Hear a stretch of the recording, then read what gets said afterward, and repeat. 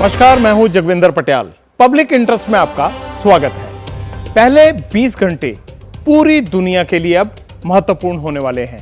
हिंदुस्तान के लिए बेहद खास हैं ये 20 घंटे। धरती से लाखों किलोमीटर दूर इसरो का दम दिखेगा, क्योंकि चांद पर चंद्रयान बस पहुंचने वाला है। तैयारियां फाइनल स्टेज पर हैं। सारे सिस्टम रीचेक हो रहे हैं। स्पीड कम कैसे होगी, लैंडर किस पोजीशन पर लैंड करेगा।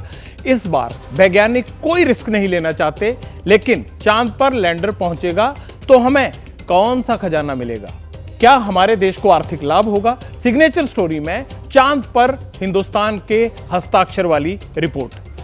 क्या वीआईपी के लिए एयरपोर्ट की सिक्योरिटी बाईपास की जा सकती है? चंडीगढ़ में ऐसा ही हुआ। सीएम भगवंत मान को रिसीव करने वाले अफसर एयरपोर्ट के सेंसिटिव एरिया में जा पहुंचे, खुद गाड़ी चलाकर, वो भी 250 मीटर तक घुमाते रहे उसे।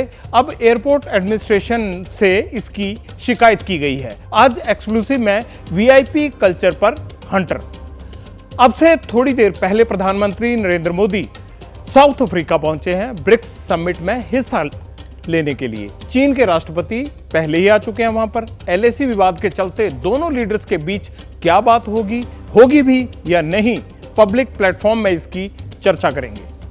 बी पॉजिटिव में उस भारतीय खिलाड़ी से मिलवाएंगे जिसने शतरंज की दुनिया में तहलका मचा दिया।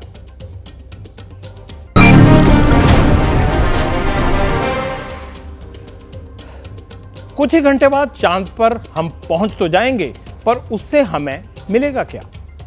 एक तरफ हम सबके लिए चांद बचपन की कहानियां और स्कूल की किताबों का हिस्सा रहा है, बॉलीवुड के गानों और धर्म संस्कृति का भी हिस्सा रहा है, पर वहां पर अंतरिक्ष यान जाकर करते क्या हैं, इसकी जानकारी है आपको? हमें भी लग रहा था कि बहुत सारे लोगों को जिज्ञासा होगी कि क्या होता है वहां पर जाके, करेगा क्या चांद पर जाने वाला यान होता कैसा है।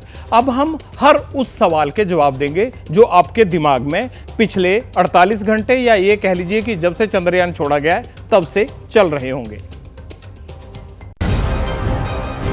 चांद पर क्या कुछ है, वहां जीवन की कितनी और कैसी संभावनाएं हैं? चांद पर ऐसा कौन सा खजाना है जिसे हासिल करने की होड़ दुनिया में है? इन रहस्यों का पहली बार भेद खुला 6 जुलाई 1969 को। दिन बुधवार का था। 6 जुलाई 1969 को अमेरिका के केप कैनेडी स्टेशन से अपोलो 11 ने चंद्रमा के लिए उड़ान भरी। उस वक्त भारत में शाम के 7:02 हो रहे थे। इस यान में 3 अंतरिक्ष यात्री Neil Armstrong, Edwin Buzz Aldrin और कॉलिस मौजूद थे।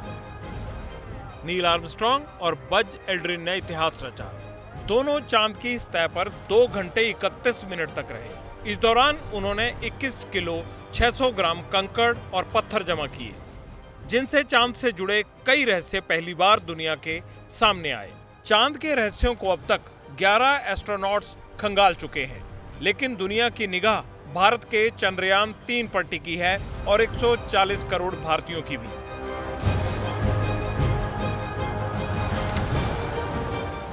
भारत में मिशन चांद की चर्चा क्यों हो रही है?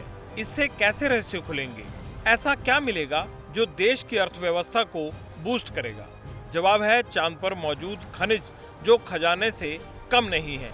वैज्ञानिक मानते हैं कि चांद पर क्या रहस्य खुलेंगे। चांद पर ऐसे खनिज और केमिकल हैं जो धरती पर नहीं है। हीलियम 3 उन्हीं में से एक केमिकल है जिसके पीछे दुनिया भाग रही है। ये केमिकल धरती पर बहुत कम है। भारी मात्रा में रेयर अर्थ एलिमेंट मिल सकते हैं। पानी के भंडार, हाइड्रोजन और ऑक्सीजन मिल सकती है। रॉकेट में इस्तेमाल होने वाला ईंधन मिल सकता है। चंद्रयान 3 की कामयाबी के बाद भी चुनौतियां कई हैं। अगर खनिज मिल भी गए तो उन्हें धरती पर कैसे लाया जाएगा?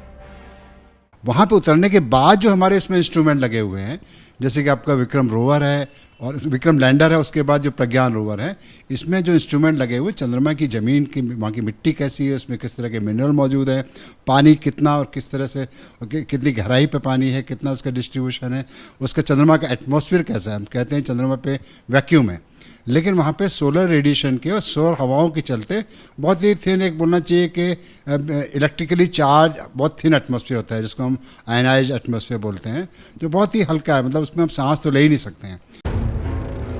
चंद्रयान 3 साउथ पोल के करीब लैंड होगा। ये पहली बार है। जब कोई देश चांद की इस सतह के रहस्य खोलेगा। इससे पहले साल 2020 में चीन का चांगई 5 चांद से मिट्टी और पत्थर भी लेकर आया था।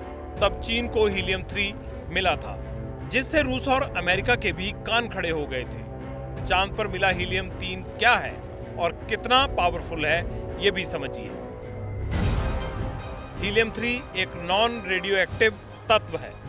इंसानों के लिए ये भविष्य में क्लीन एनर्जी का जरिया बन सकता है। ये यूरेनियम से 100 गुना ज्यादा ऊर्जा पैदा कर सकता है। विशेषज्ञों का मानना है कि अगर 3 चम्मच हीलियम 3 को लिया जाए और इसका फ्यूजन कराया जाए तो इसकी ताकत 5000 टन कोयले के बराबर होगी। चांद पर मौजूद हीलियम 3 की तुलना धरती से भी की जाए तो उसके मुकाबले कुछ भी नहीं है। हीलियम 3 चांद की मिट्टी रेगुलिथ में 10 लाख टन है। बिजली के लिए अभी हम हाइड्रो पावर प्लांट, कोयला प्लांट और न्यूक्लियर एनर्जी पर निर्भर हैं। अगर चंद्रयान 3 ने इसका भंडार खोजा तो भारत वर्ल्ड लीडर बन सकता है। अमेरिका और चीन की स्पेस एजेंसियां इसी खनिज के लिए बार-बार चांद पर जा रही हैं, क्योंकि चांद पर मौजूद हीलियम 3 सोने से भी महंगा है। इसकी ताकत किसी भी मुल्क का कायाकल्प कर सकती है। एनर्जी का भंडार है। अच्छा, ये तो बात हुई कि हम चंद्रमा पर ढूंढ क्या रहे हैं। वैसे आप जानते हो कि चंद्रयान 3 है क्या? इसकी जानकारी भी होनी चाहिए कि भाई चंद्रयान है क्या। बहुत सारे लोगों को तो ये पता भी नहीं होगा चंद्रयान बनता कैसे है। चंद्रयान 3 की क्या खूबियां हैं जो इसे बेजोड़ बनाती हैं, अब वो सुनिए। भारत ने जो तीसरे मून मिशन का नाम रखा है उसका रखा है चंद्रयान 3। चंद्रयान 3 एक अंतरिक्ष यान है जो मानव रहित है। उसको चलाने के लिए किसी आदमी की जरूरत नहीं पड़ती। इसे इसरो ने तैयार किया है। चंद्रयान 2 की तरह ही ये भी एक लैंडर और रोवर से लैस है। लैंडर और रोवर 2 हिस्से होते हैं, लेकिन इसमें ऑर्बिटर नहीं है। फिर भी ये ज्यादा पावरफुल है।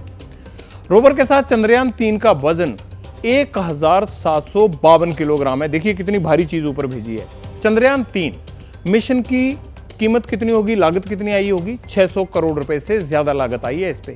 इससे पहले भारत ने 2 चंद्रयान चांद पर भेजे थे, जिनका बजट 2019 में हॉलीवुड की फिल्म आई थी ना अवतार, उससे भी कम था। इसरो की यही तकनीक दुनिया के ताकतवर मुल्कों को चिढ़ाती है कि ये इतना सस्ता कैसे बना लेते हैं। इसरो ने मिशन की जानकारी देते हुए यह भी बताया है कि पूरा सिस्टम जो अब चंद्रयान 3 का भेजा गया उसको चेक किया जा रहा है। ये सभी इसके पार्ट्स जो हैं ठीक से काम कर रहे हैं। इसरो ने चांद की नई तस्वीरें शेयर भी कर दी हैं जो चंद्रयान 3 ने क्लिक की हैं। वहां से तस्वीरें खींच के नीचे भेज दी हैं इसरो को। चंद्रयान ने 70 किलोमीटर की दूरी से लैंडर पोजीशन डिटेक्शन कैमरा यानी LPDC की मदद से ये तस्वीरें खींची है। कैमरा लगा हुआ है स्पेशल, उससे खींच रहा है ये तस्वीरें, और ये भी पता लग जाता है कि ठीक से सब कुछ काम हो रहा है। जानकारी आती रहती है इसरो के पास। इससे पहले इसरो ने चंद्रमा की फार साइट यानी वो इलाका जो पृथ्वी से कभी नहीं दिखा था उसकी तस्वीरें भी शेयर की थी। इसे चंद्रयान 3 में लगे lander hazard detection and avoidance camera, जिसको कि हम शॉर्ट में कह देते हैं LHDAC, इस कैमरा से 19 अगस्त 2023 को खींची थी। यह कैमरा लैंडर को सेफ लैंडिंग एरिया में मदद करता है ढूंढने में कि जहां पर कोई इलाका जहां बड़े पत्थर ना हो, जहां गड्ढे ना हो, वहां पर कैसे लैंड करना है वो मदद भी करता है। इस वक्त चंद्रयान चांद में कम से कम 25 किलोमीटर की दूरी पर है, यानी चांद से चंद्रयान 25 किलोमीटर की दूरी पर है, कम से कम ये माना जा रहा है। और ज्यादा से ज्यादा कितना हो सकता है अंदाजा लगाया जाए कि 100 किलोमीटर दूर, यानी हम दिल्ली से अगर चंडीगढ़ का रास्ता पकड़ लें तो ऐसा मान लीजिए कि जितनी दूर पानीपत है उतनी दूर होगा ये। हम राइट कोर्स में हैं, डायरेक्शन एकदम सही है, ये सब बता रहे हैं साइंटिस्ट। चंद्रयान कामयाब हो जाए, घर घर में दुआओं का दौर जारी है। मस्जिद में खास नमाज भी हुई है, मंदिर में हवन शुरू किए गए हैं। 23 अगस्त शाम 5 बजे का सबको इंतजार है। साइंटिस्ट बता रहे हैं कि इसी दौरान हमारा लैंडर चांद पर उतरेगा। लेकिन यही सबसे बड़ा चैलेंज भी है, सबसे बड़ी अग्नि परीक्षा यही है, क्योंकि लैंडिंग की प्रक्रिया, ये पूरा प्रोसेस काफी नाजुक है और जटिल भी, क्योंकि पिछली बार हमारे मिशन में यहीं पर गड़बड़ी हुई थी।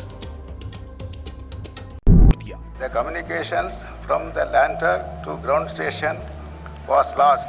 हाई लैंडिंग हुई, विक्रम लैंडर फेल हो गया, आंसुओं का सैलाब उमड़ पड़ा।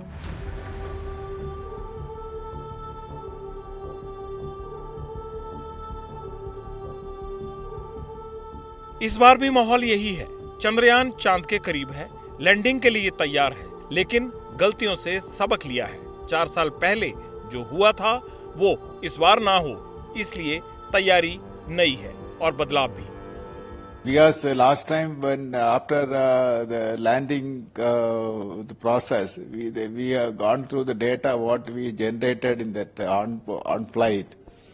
So based on that, corrective measures have been taken, and also that is not only that one, we did something more than what we corrected. And wherever that margins are less, we enhance that margins. This time the system is because based on the lessons we learned from Chandrayaan 2. So this time the system is going with more ruggedness. Expert कहते हैं सबसे मुश्किल 15 minute ही रहेंगे, वो आखिरी पड़ाव जब चंद्रयान 3 का लैंडर चांद पर पहुंचने की तरफ बढ़ेगा। इन आखिरी क्षणों को 15 मिनट ऑफ टेरर कहा जा रहा है। चुनौतियां क्या है? वर्टिकल वेलोसिटी बहुत तेज तो लैंडर के हादसे की आशंका, हॉरिजॉन्टल वेलोसिटी ज्यादा होगी तो लैंडर पलट जाएगा, चांद की सतह की धूल से सोलर पैनल पेलोड के लिए मुश्किल, चांद की जमीन पर बोल्डर हैं तो लैंडर के लिए उतरना मुश्किल, चांद की सतह पर गड्ढों से लैंडिंग में दिक्कत हो सकती है, थ्रस्टर के ठीक से काम नहीं करने पर लैंडर का बैलेंस बिगड़ेगा। Last time we could not achieve because we till this phase we did very well last time also, but the landing portion only we could not achieve properly.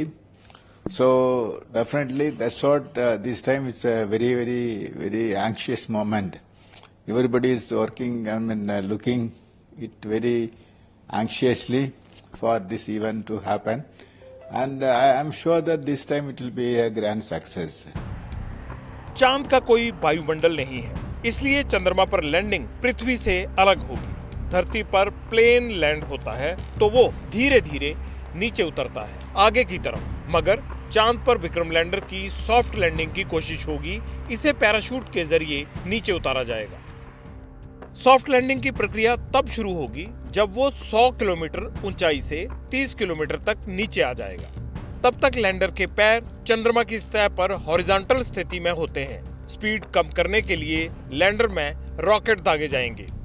गति को नियंत्रित करते हुए लैंडर चंद्रमा की सतह से 7.4 किलोमीटर की ऊंचाई तक पहुंचेगा। ये वो पल था जब पिछली बार गड़बड़ हुई थी। वेलोसिटी तय सीमा से कम हो गई। डिविएशन के कारण चंद्रयान 2 के सॉफ्टवेयर में दिक्कत हो गई। फाइनल ब्रेकिंग पेज परफॉर्म नहीं हुआ, लैंडर क्रैश हो गया। मगर इस बार इनका ध्यान रखा गया है। किसी सेंसर या सिस्टम के फेल होने की स्थिति में वैकल्पिक सेंसर और सिस्टम का इस्तेमाल होगा। विक्रम लैंडर को और ज्यादा मजबूत बनाया गया है। पहले के मुकाबले शक्तिशाली सौर पैनल का इस्तेमाल हुआ है। स्पीड तय करने के लिए एक्स्ट्रा सेंसर लगाए गए हैं। पिछली बार सॉफ्टवेयर में जो दिक्कत आई थी उसे दुरुस्त किया है। लैंडर में 5 की जगह 4 मोटर लगी हैं ताकि पेलोड कम रहे। अगर लैंडिंग कहीं और करनी पड़ी तो लंबे समय तक नेविगेशन के लिए लैंडर में ज्यादा ईंधन रखा है। ये आपका प्रोपल्शन मॉड्यूल है जो चांद के कक्षा में घूमता रहेगा, ये लेके गया था।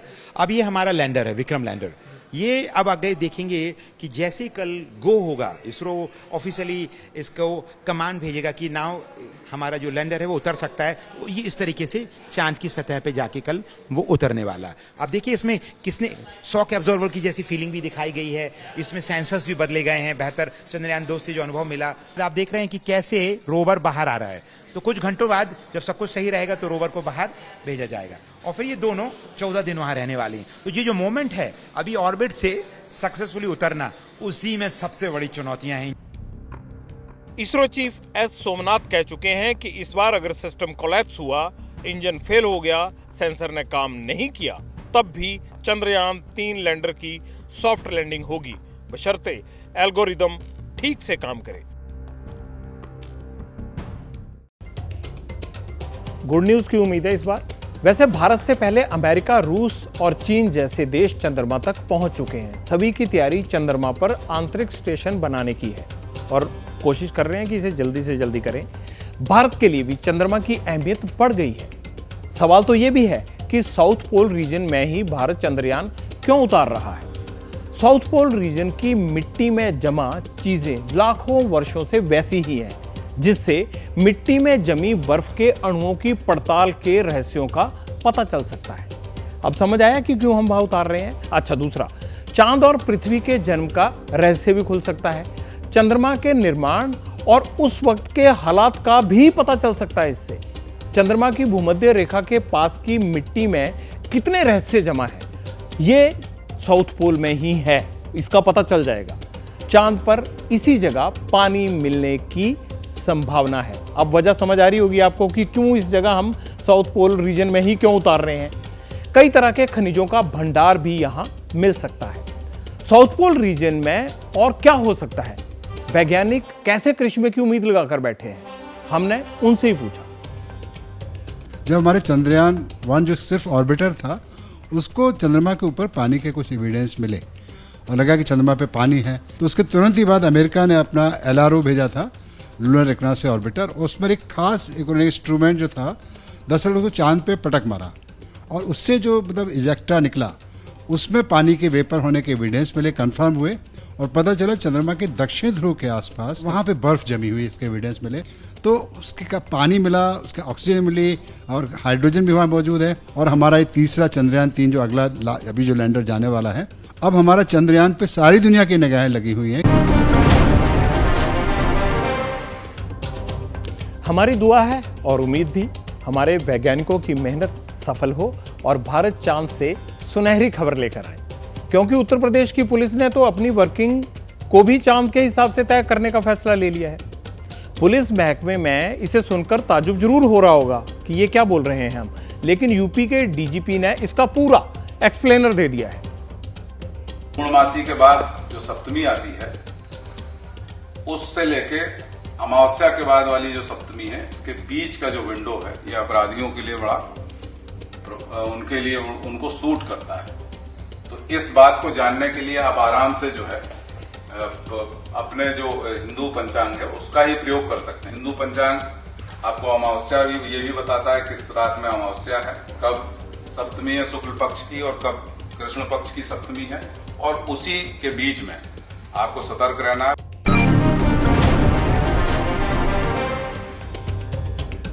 तो ये तो यूपी पुलिस को आपने देखा पंचांग के हिसाब से अपनी वर्किंग को तय करने का फैसला लिया है उन्होंने, DGP साहब बता रहे थे। अब यूपी से निकल के पंजाब चलते हैं। पंजाब पुलिस कुछ भी कर सकती है, अक्सर ये सुनते भी हैं। अब पंजाब पुलिस के अफसरों ने नया कारनामा किया चंडीगढ़ के इंटरनेशनल एयरपोर्ट पर। पंजाब के चीफ मिनिस्टर भगवंत मान को आना था, उससे पहले 2 IPS अफसर उन्हें रिसीव करने पहुंचे। एयरपोर्ट अथॉरिटी की पिकअप ड्रॉप वाली गाड़ी ले गए और उसको एक तरह से हाईजैक कर लिया, उसे खुद चलाकर एप्रन के वे 13 पर ले गए। वो पुलिस अफसरों के पास ना एयरपोर्ट में गाड़ी चलाने की परमिशन थी, ना एयरपोर्ट अथॉरिटी से SDM के लैंडिंग स्पेस तक जाने की अनुमति थी, ना ली उन्होंने। एयरपोर्ट में VIP या उनके गेस्ट को लाने ले जाने के लिए एक वाहन रहता है, वो गाड़ी पंजाब पुलिस के दोनों अफसर एयरपोर्ट अथॉरिटी से लेकर तब तक अपने पास रखते हैं वहां जब तक कि CM को रिसीव करके वो वापस नहीं लौट आते। पुलिस अफसरों की इस हरकत का एयरपोर्ट से के कामकाज पर ही असर नहीं पड़ा, बल्कि इस दौरान जो दूसरे VVIPs या VIP आए, उनके लिए जो प्राथमिकता के आधार पर वो वाहन देना था वो भी उन्हें उपलब्ध नहीं हुआ। यानी इन अफसरों ने गाड़ी को एयरपोर्ट के अंदर तब तक खड़े रखा, एयरपोर्ट का मतलब मैं कह रहा हूं जहां पर जहाज पार्क होते हैं, अंदर प्लेटफॉर्म होता है जहां पर, वहां पर तब तक इन्होंने वहां इसे पार्क रखा जब तक CM साहब वहां से रवाना नहीं हो गए। चंडीगढ़ एयरपोर्ट के वर्ल्ड एविएशन विंग ने एयरपोर्ट अथॉरिटीज से इसकी शिकायत की है। यह मामला जितना दिखता है उससे ज्यादा बड़ा है, इसलिए पूरा वाकया सिलसिलेवार तरीके से बताना जरूरी भी है, हम आपको बता भी रहे हैं। चंडीगढ़ एयरपोर्ट अथॉरिटी के CEO से शिकायत जो की गई है उसमें क्या बताया गया है, उसमें कहा गया है यह घटना 18 अगस्त को हुई। CM को स्पेशल फ्लाइट से 1:21 पर लैंड करना था, वो वहां पर उनकी फ्लाइट लैंड की। सीएम को 1:30 बजे एयरपोर्ट से निकल जाना था, यानी 9 मिनट बाद। इससे पहले पंजाब पुलिस के 2 अफसर एयरपोर्ट पहुंचे। पुलिस अफसरों के साथ सीएम के 2 स्टाफ मेंबर भी थे, कोई ओएसडी होगा या पीएसओ वगैरह, गनमैन वगैरह होगा। चारों को डिपार्चर गेट नंबर 9 से एयरपोर्ट में प्रवेश करवाया गया। प्रोटोकॉल के हिसाब से इन्हें सीएम को रिसीव करना था, ये होता भी है कायदे से। इसके लिए वर्ल्ड एविएशन की तरफ से इनको 4 सीटर गाड़ी दी गई, लेकिन गाड़ी में ड्राइवर भी था। इससे मिलाकर ये 5 लोग हुए, 4 आए, 5वां ड्राइवर हो गया। पुलिस अफसरों ने वर्ल्ड एविएशन विंग के ड्राइवर को उतार दिया और गाड़ी खुद ले गए। गाड़ी खुद लेकर वो वे 13 तक निकल गए, मतलब वहां से तकरीबन ये 250 मीटर की दूरी पर बताया जाता है, वहां तक ले गए खुद ही गाड़ी। एयरपोर्ट में ड्राइविंग के लिए एयर साइड ड्राइविंग परमिट यानी एडीपी जरूरी होता है। पुलिस अफसरों के पास एडीपी नहीं था, फिर भी बिना इजाजत वो कार बे 13 तक ले गई। पंजाब पुलिस के अफसरों की ये हरकत हैरान करने वाली है, सबको हैरान करती है। उससे ज्यादा डराने वाली भी है। चंडीगढ़ एयरपोर्ट एक सैन्य हवाई अड्डा है। सिविल एयरपोर्ट और डिफेंस वाले एक ही रनवे इस्तेमाल करते हैं, और वहां पर आप कभी गए हो तो कहते भी हैं कि आपने कोई तस्वीर नहीं उतारनी, मोबाइल फोन का इस्तेमाल नहीं करना, इसीलिए क्योंकि वो सैन्य हवाई अड्डा है। सुरक्षा बेहद जरूरी है। ये जिम्मेदारी किसके पास है? ये चंडीगढ़ पुलिस, पंजाब पुलिस और सेंट्रल इंडस्ट्रियल सिक्योरिटी फोर्स यानी CISF, इनके पास है ये।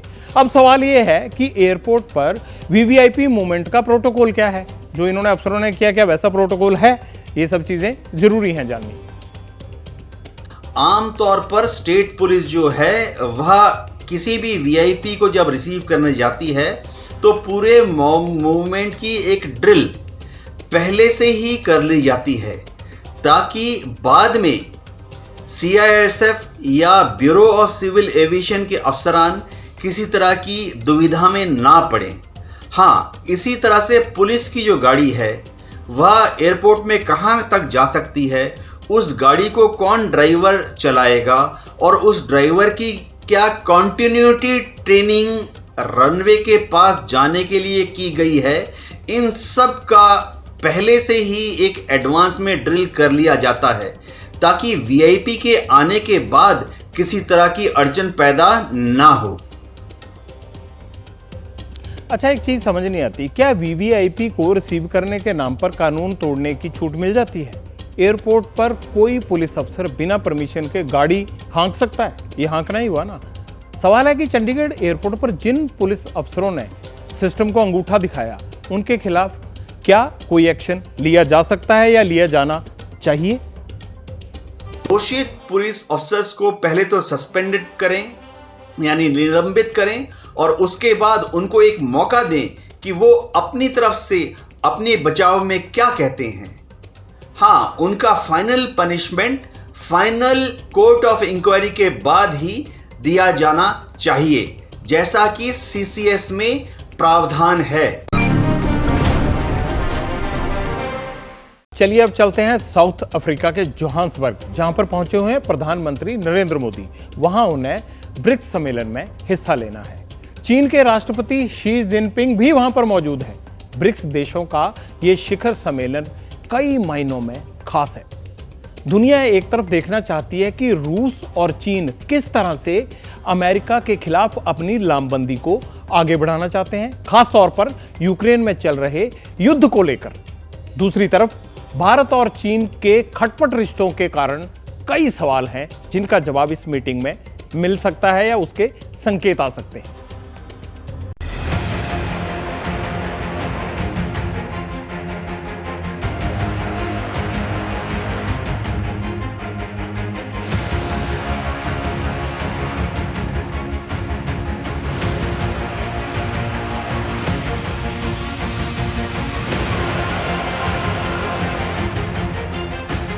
क्या होगा जब मोदी और जिनपिंग मिलेंगे?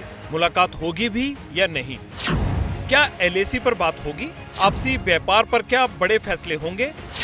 ब्रिक्स को G7 जैसे विकसित देशों के ग्रुप के बराबर कैसे खड़ा किया जाएगा? ब्रिक्स देशों ने साल 2015 में जो न्यू डेवलपमेंट बैंक बनाया था, क्या वो आपसी व्यापार में डॉलर पर निर्भरता को पूरी तरह खत्म कर देगा? इन सवालों का जवाब 24 अगस्त तक मिल जाएगा, और तब तक साउथ अफ्रीका के जोहान्सबर्ग पर अमेरिका और यूरोपीय देशों की सीधी नजर है। इस बीच मोदी और जिनपिंग से जुड़ी खबर का भी सबको इंतजार है। दक्षिण अफ्रीका में चीन के राजदूत ने मोदी जिनपिंग की मीटिंग को लेकर भरोसा जताया है। अगर ऐसा हुआ तो सत्ता में आने के बाद दोनों के बीच ये 20वीं मुलाकात होगी। ये भी एक फैक्ट है कि LAC पर तनाव को लेकर भारत चीन के बीच 19वें दौर की कमांडर स्तर की बातचीत बेनतीजा रही। अगर यहाँ शी जिनपिंग और प्रधानमंत्री नरेंद्र मोदी के बीच आमने सामने बैठक होती है तो मई 2020 में हुए सीमा विवाद के बाद ये पहली बैठक होगी। इससे पहले इंडोनेशिया के बाली में दोनों नेताओं ने बड़ी ही गर्मजोशी से हाथ मिलाया था और कुछ देर तक साथ में बैठकर बात भी की थी। गलवान हिंसा के बाद ये पहली और अब तक की इकलौती बैठक रही है।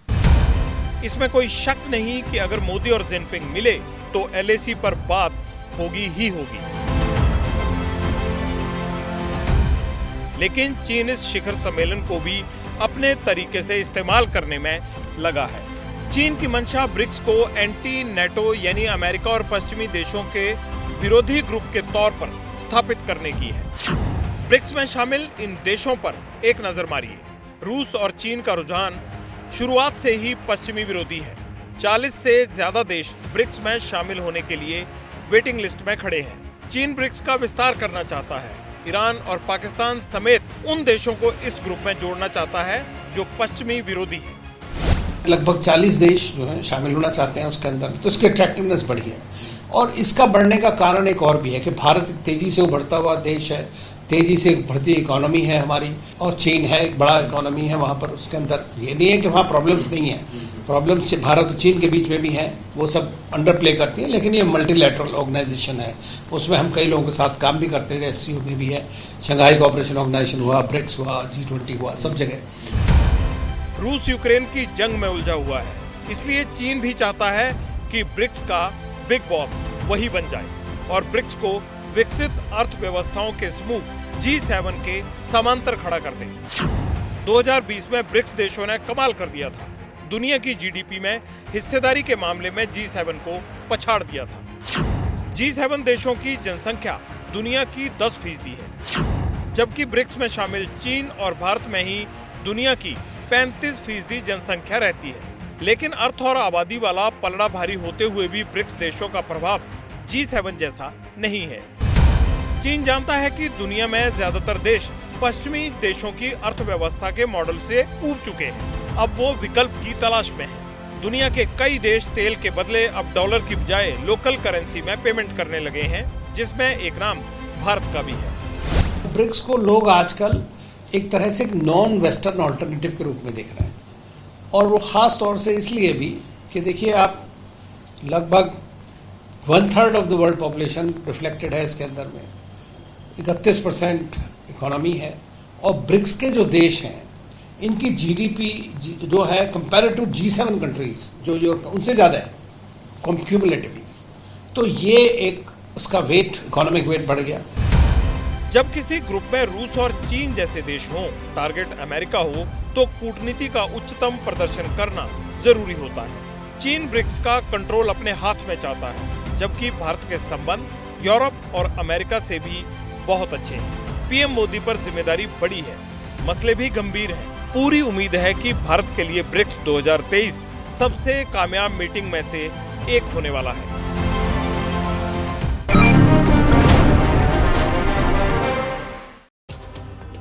एक और बड़ी खबर दे देते हैं आपको। G20 समिट के लिए अमेरिका के राष्ट्रपति जो बाइडेन नई दिल्ली आएंगे। 7 सितंबर से 10 सितंबर का कार्यक्रम है उनका दिल्ली का। व्हाइट हाउस ने बयान भी जारी कर दिया है। इस पर दुनिया की नजर रहेगी। जहां तक ब्रिक्स का सवाल है तो वर्ल्ड ऑर्डर के लिए कल का दिन काफी मायने रखता है। रूस यूक्रेन युद्ध पर प्रधानमंत्री मोदी एक बार फिर से दुनिया को शांति का संदेश दे सकते हैं, जबकि ब्रिक्स के विस्तार को लेकर चीन की जो चाल है वो भी भारत की कूटनीति के रडार पर है।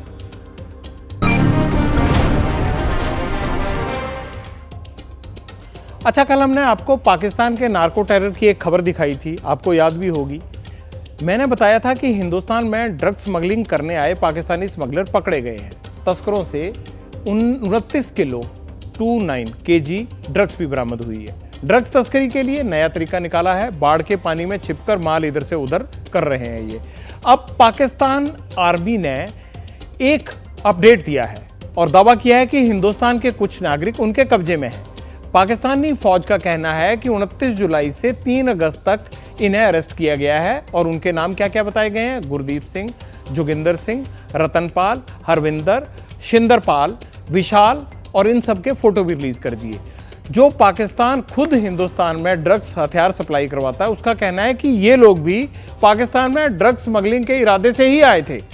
पंजाब के इन्हीं लोगों के गायब होने का जिक्र हमने अपनी कल की खबर में, जिसमें नार्को टेरर के सारे एंगल दिखाए गए थे, उसमें किया था और यह भी कहा था कि ये जो फिरोजपुर, लुधियाना और मोगा के लोग गायब हैं, ये पाकिस्तानी फोर्सेस के हत्थे चढ़ गए हैं। इसका हमारी एजेंसियों को पहले से अंदेशा था। तो हमारी खबर के बाद आज इसका औपचारिक रूप से पाकिस्तान से ऐलान भी हो गया। इसकी जो फंडिंग है, जो आईएसआई है, जो मैक्सिमम जो इसकी फंडिंग आती है ड्रग्स के ट्रेड से, और ख़ास तौर पे अफ़गानिस्तान में जो बॉर्डर है वो एक पोरस बॉर्डर है और वहाँ से पूरी ड्रग ट्रैफिकिंग होती है और ये लैंड रूट से भी आती है और सी रूट्स में अगर आप हमारे कच्छ का एरिया देखें और वहाँ पे बहुत बार ड्रग्स के कार्टेल का ज़ख़ीरा पकड़ा गया है।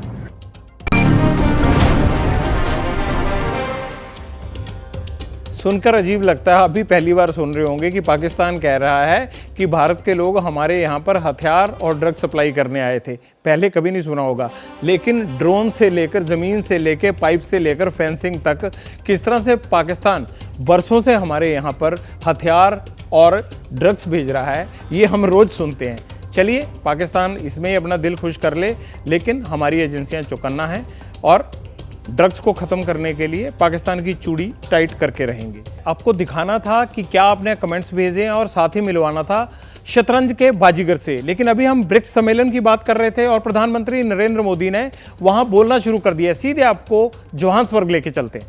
भारत में करोड़ों लोगों को डायरेक्ट बेनिफिट ट्रांसफर किए जाते हैं। अब तक $360 बिलियन से भी अधिक ऐसे ट्रांसफर किए जा चुके हैं। इससे सर्विस डिलीवरी में पारदर्शिता बढ़ी है और भ्रष्टाचार और मिडलमैन कम हुए हैं। प्रति गीगाबाइट डाटा की कीमत में भारत सबसे किफायती देशों में है।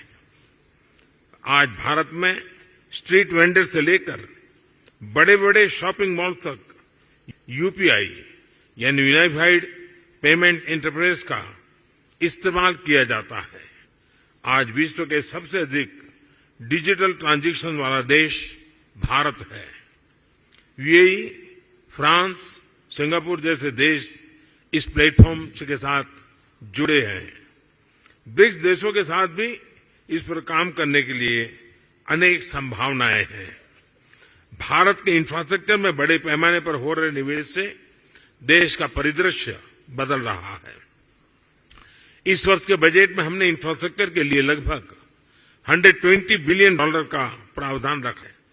इस निवेश के माध्यम से हम भविष्य के एक नए भारत की मजबूत नींव रख रहे हैं। रेल, रोड, वाटरवे, एयरवेज हर क्षेत्र में तेज गति से बदलाव आ रहा है। आज भारत में 10,000 किलोमीटर प्रति वर्ष की रफ्तार से नए हाईवे बन रहे हैं। पिछले 9 वर्ष में एयर संख्या दोगुनी हुई है।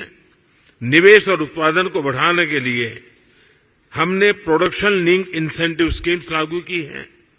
लॉजिस्टिक्स कॉस्ट कम होने से भारत का मैन्युफैक्चरिंग सेक्टर कॉम्पिटिटिव हो रहा है। रिन्यूएबल एनर्जी के क्षेत्र में भारत वर्ल्ड लीडर में से एक है। हम भारत को solar energy, wind energy, electric vehicles, green hydrogen, green ammonia जैसे क्षेत्रों में ग्लोबल मैन्युफैक्चरिंग हब बनाने के लिए सक्रिय रूप से कदम उठा रहे हैं। स्वाभाविक है कि इससे भारत में रिन्यूएबल टेक्नोलॉजी का एक बड़ा मार्केट बनेगा। आज भारत में विश्व का तीसरा सबसे बड़ा स्टार्टअप इकोसिस्टम है। भारत में इस समय 100 से भी अधिक यूनिकॉर्न है।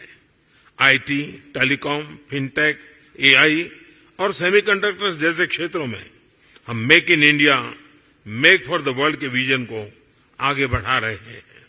इन सभी प्रयासों का सामान्य जन के जीवन पर प्रत्यक्ष रूप से सकारात्मक प्रभाव पड़ा है। पिछले 9 वर्षों में लोगों की आय में लगभग 3 गुना वृद्धि हुई है। भारत के आर्थिक विकास में महिलाओं की सशक्त भागीदारी रही है। आईटी से लेकर स्पेस तक, बैंकिंग से लेकर हेल्थ केयर तक महिलाएं पुरुषों के साथ कंधे से कंधा मिलाकर देश की प्रगति में योगदान दे रही है। भारत के लोगों ने 2047 तक एक विकसित राष्ट्र बनाने का संकल्प लिया है। फ्रेंड्स, मैं आप सभी को भारत की विकास यात्रा में शामिल होने के लिए आमंत्रित करता हूं। कोविड महामारी ने हमें रेजिलिएंट और इंक्लूसिव सप्लाई चेन्स के महत्व को सिखाया है। इसके लिए आपसी विश्वास और पारदर्शिता बहुत ही महत्वपूर्ण है। हम एक दूसरे की ताकतों को जोड़कर पूरे विश्व, खासतौर पर ग्लोबल साउथ के कल्याण में महत्वपूर्ण योगदान दे सकते हैं। एक्सेलेंसी, मैं एक बार फिर ब्रिक्स बिजनेस जगत के लीडर्स को उनके योगदान के लिए बधाई देता हूं। इस मीटिंग के शानदार आयोजन के लिए मैं मेरे मित्र राष्ट्रपति रामाफोसा का भी आभार व्यक्त करता हूं। बहुत बहुत धन्यवाद।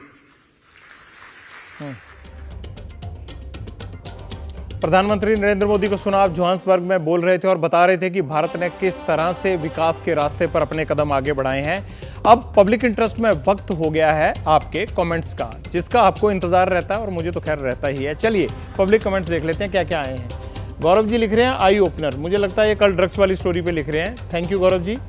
अगला क्या है, लाइए जी ये आ गया, पंजाब पुलिस नू पहले ठीक होना चाहिए, ये ड्रग्स को लेके ही कह रही हैं। बलजीत कौर जी हैं, बलजीत जी धन्यवाद। अंकुर गर्ग क्या कह रहे हैं, sir street hawkers using illegal loud speaker in the residential areas to sell their anything, have asked them many times but nobody listens, please mention this as well.